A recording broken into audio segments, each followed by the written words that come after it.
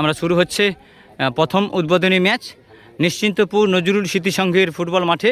আমরা ইতিমধ্যে দেখতে পাচ্ছি দুই টিম উপস্থিত হয়েছেন এবং আমাদের অনেক পুরাতন একজন অভিজ্ঞ ফুটবল প্লেয়ার সেই গিয়াসউদ্দিন মণ্ডল উনি আজকে রেফারি করছেন। স্যার আজকের তোমাদের কোন টিম? জয় কৃষ্ণপুর। তোমাদের? নিশ্চিন্তপুর নজরুল স্মৃতি সংঘ। তো আজকে আমাদের ইতিমধ্যে দেখতে পাচ্ছি জয় কৃষ্ণপুর তারা আকাশি কালারের জার্সি পরিহিত ফুটবল প্লেয়ার।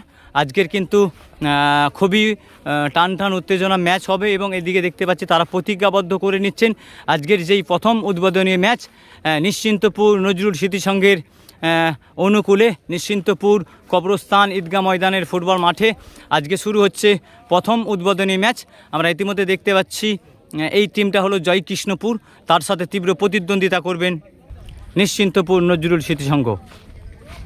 শুরু হচ্ছে আজকের প্রথম উদ্বোধনী ম্যাচ।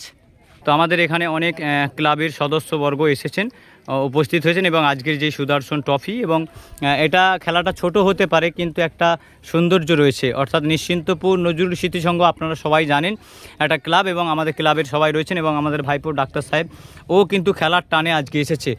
অনেক দিন আসে না, তো মাসে একবার আসে বা আজকে গ্রামের খেলা সেই উদ্দেশ্য করেই কিন্তু আজকে গ্রামের অনেক ভাই বাবা